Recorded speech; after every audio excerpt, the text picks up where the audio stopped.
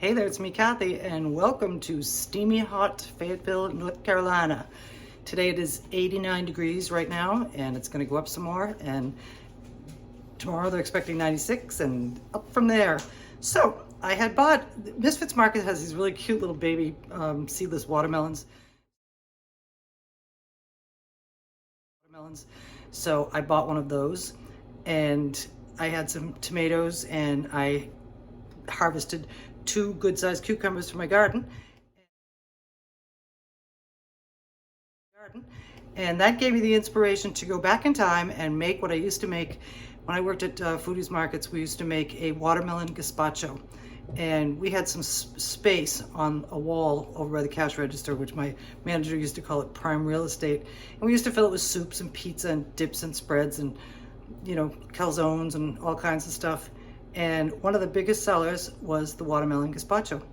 And it's a lot of chopping, so I have prepped all the vegetables not to take up all of your time, and we're going to do it right now, and it's going to be fun, and it's going to be delicious. The tiny little watermelon gave up quite a yield, and I forgot to mention, I saved the rinds because I'm going to pickle them later. I used to make pickled watermelon rinds for my dad all the time, so that gave me that idea. But anyway, we're going to go back to the gazpacho. First thing that goes in is the watermelon, and then we have some. You can use fresh tomatoes. I didn't have any. I had these crushed tomatoes, and the puree will help with the liquidiness of this gazpacho. And I like my gazpacho chunky, so we're going to do a little trick that keeps it that way. And that's the next step. Okay, to this bowl, we are going to add, I have here about a cup of diced celery. We're going to add in half, or just under half, and some finely chopped green peppers. We're going to add in half,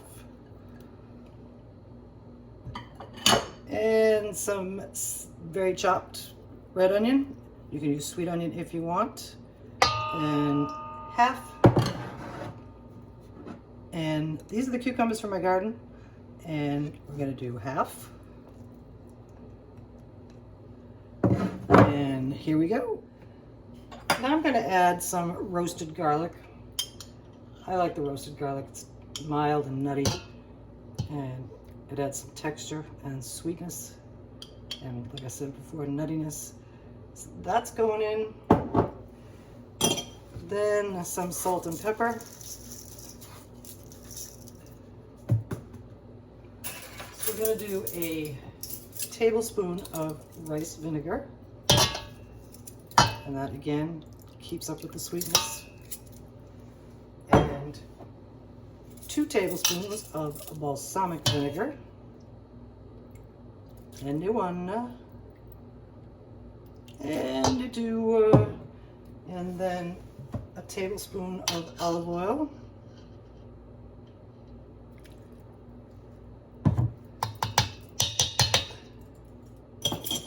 And depending on how spicy you like your gazpacho, we're going to put in some hot sauce. I'm going to put in a dash or 3. There we go. And now this part of the gazpacho is going to get blended together. Now it's time for a little spin around with our immersion blender and get these ingredients semi-pureed.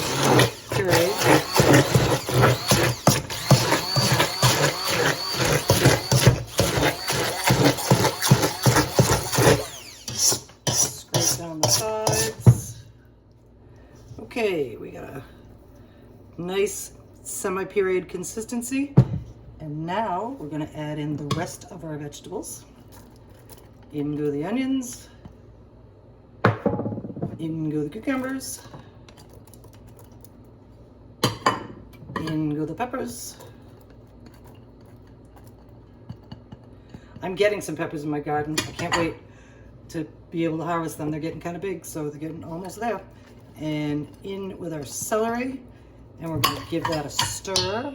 And now for some tomato juice. Now I prefer V8 over tomato juice, so that's what I bought.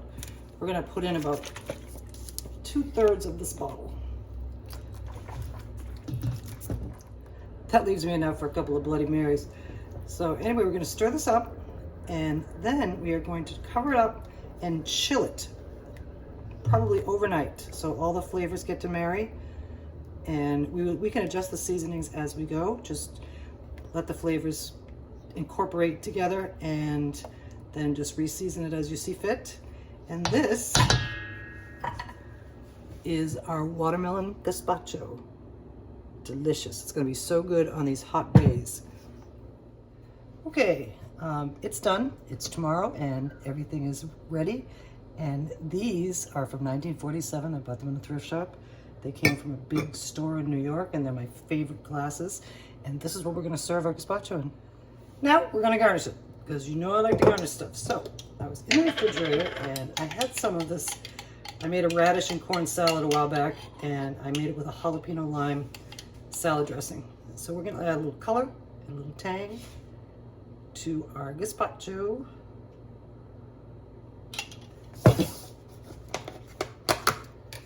And then we're going to garnish it with a little bit of cilantro.